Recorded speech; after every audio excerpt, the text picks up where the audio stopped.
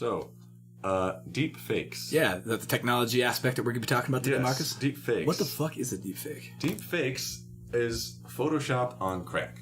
You've probably heard of circumstances where people will fake a photograph of like, oh, this is this guy smoking marijuana, or this guy, I don't know, doing with a mistress or something, or, you know. Getting out of a car and flashing their hoo-ha. Right. No, wait, that was a real thing, sorry. Basically, deep fakes is when you, it's sort of like that same principle. That concept, yeah. But powered by newer technology. So nanotechnology. Not quite. That's how it's pronounced, Marcus. So you feed like an AI, basically an algorithm, machine learning sort of thing. You feed it a bunch of images of a person's face. Some software. Right. Ideally from different angles and different lightings and whatnot. Right. Hopefully close-ups on their mouth. Right, exactly. So so that you can fake a copy of a person's face. Even in motion. This is crazy enough to do it in motion. It's terrifying.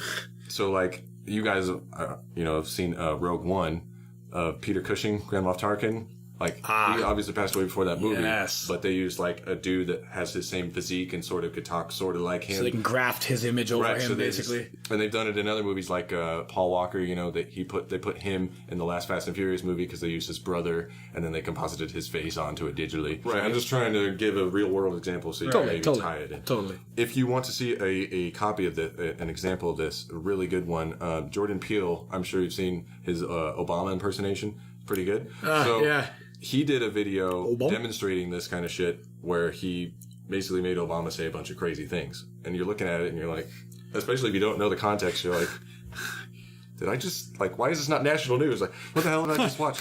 When he was talking about all these horrible things that he did, like, Right. oh, I remember that one time when I picked up a woman and beat her senseless. Just like I said, Jesus, Obama. Photoshop on crack. Like, people will use this for, creating fake news stories or propaganda or even sometimes, like, revenge porn. Or crimes, even like faking crimes, things like that, or even having like heads of industry or corporations saying some like mind-blowing shit that would cause the markets to fucking tank in like a second before it can be verified that, hey, I actually didn't say that. The applications could be devastating, especially when the technology gets even better and you have automated speech generation takes off even further.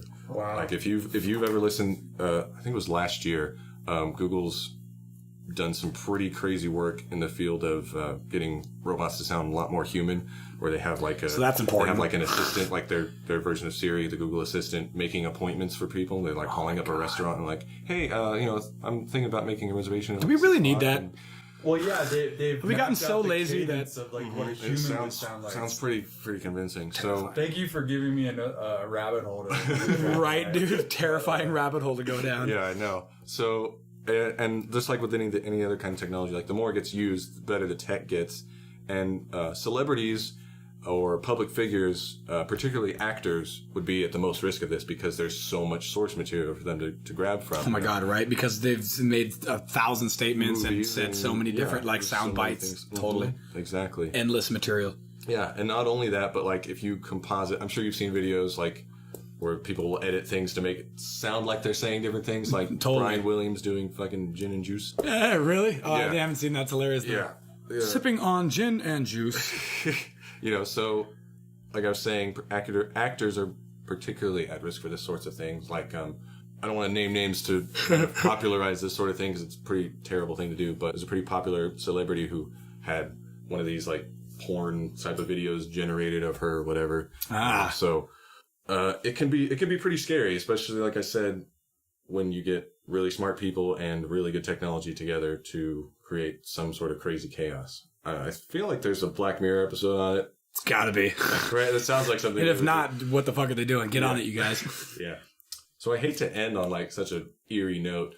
But... Well, I mean, we've been talking about secret societies the whole time, so I mean, it's pretty apt. It's pretty par for the course. Mm. But, it's lame and it's scary, obviously, because of the political, social, and like financial ramifications of it. But also, it's just like annoying to somebody's like legacy. Sure. You know what I mean? Like again, that's like the whole like licensing aspect of that. Of like, do we really want fucking JFK selling us like toothpaste or whatever? Nikes. 4 out of 5 doctors recommend fucking this thing.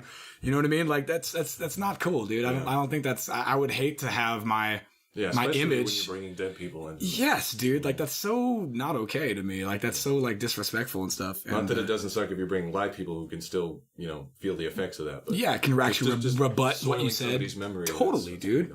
Yeah, that's super not okay. The one little thing that I saw on this was that the AI, and it's probably getting better by the day, but they're not. It's not super good at doing ears or clothes. Right. Which was weird to me. I thought that was a weird aspect. Like, you can get all the symmetry of the human face, but for some reason, ears, you're getting fucked up on, and clothes. Like, I've seen so many of these, like, pictures, and I'm just, like, of these computer-generated pictures of people that don't fucking exist, that, like, you could literally see and just be like, wow, like, that's weird. That looks like a person to me. Like, that looks like somebody that I could know next door or whatever.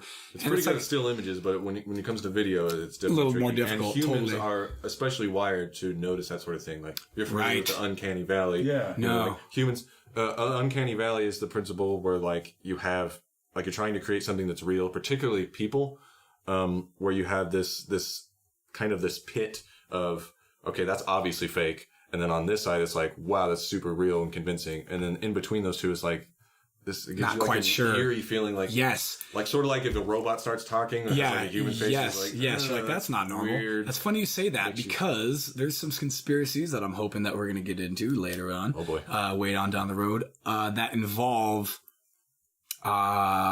people that don't exist. So, like, an identity that's been created of, like, the person who commits a crime or whatever, let's say a mass shooting, and then you see their picture and you're like, why is their picture, like, fucking weird, like, off or whatever? It just might be a weird picture. But now that we have this technology, crazy technology, and again, as we were saying earlier, is that technology is far more, well, at least several years ahead. Why would you spend all that time and effort of brainwashing a Manchurian candidate when you can just make a fake person, dude? And then when people say, like, who created this terrible crime? You just hold up the fake fucking picture and be like, don't worry, cops already shot the motherfucker. He's dead. Like, this guy, he must be like Navy's fucking SEAL or something.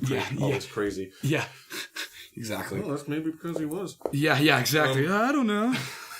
Oh, yeah. So when you think about things like police body cams, like, that's blowing up now, right? Totally. Things like that. And if you could completely change a video on the case. Dude, almost like in real time almost sometimes. You know what I mean? Like, as far as the technology getting better and better or whatever. Yeah, but especially if you have somebody with a lot of money, like if it involves like some tech guru or the government. Totally. Like, well, endless according supply to this of video, funds. you said that in video, you can't debate video. Totally, dude. That's actually like the one thing that we have left is like, that's the video. Yeah. Well, that's evidence, dude. Sorry. Happened. Like, the CCTV camera pictured from 7 different views. We have 7 different videos of you going into this bank and robbing it or like, whatever. Mm-hmm.